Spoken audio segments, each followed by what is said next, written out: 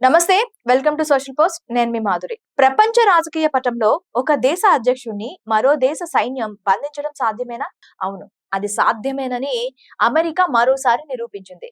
సరిగ్గా జనవరి 3, 2026 తెల్లవారుజామున ప్రపంచం గాఢ నిద్రలో ఉన్న వేళ అమెరికా కమాండోలు వెనుజులా రాజధానిపై విరుచుకుపడ్డారు. కేవలం 2.5 గంటల్లోనే వెనుజులా అధ్యక్షుడు నికోలస్ మదురోను అమెరికా బలగాలు బంధించాయి. అసలు అమెరికా ఇంత సాహసానికి ఎందుకు వడిగట్టింది? మదురోపై ఉన్న ఆరోపణలు ఏంటి? ఈ ఆపరేషన్ వెనుక ఉన్న అసలు రహస్యాలేంటో ఇప్పుడు తెలుసుకుందాం. ఈ వీడియో చివరి వరకు చూడండి. అమెరికా అధ్యక్షుడు డొనాల్డ్ ట్రంప్ ఆదేశాల మేరకు జనవరి 3 తెల్లవారుజామున అమెరికా వైమానిక దళాలు, ప్రత్యేక బలగాలు వెనుజులా రాజధాని కరాకస్ పై మెరుపు దాడులు చేశారు. ఈ ఆపరేషన్ ను ఆపరేషన్ అబ్సల్యూట్ రిజల్వ్ అని పిలుపునిచ్చారు. ఈ దాడుల అనంతరం నికోలస్ మదురో, ఆయన భార్య సిలియా ఫ్లోరస్ పట్టుబడ్డారని ట్రంప్ ప్రకటించారు.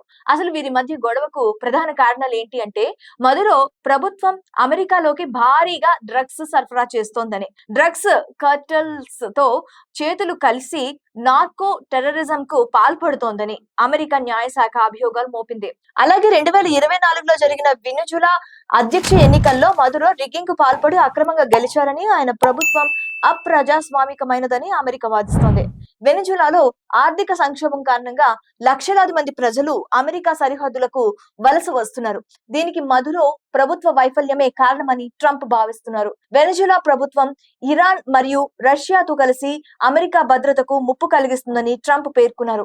గతంలోనే మదురో ఆచూకీ తెలిపిన వారికి లేదా పట్టుకున్న వారికి అమెరికా $50 మిలియన్ బహుమతిని ప్రకటించింది కూడా.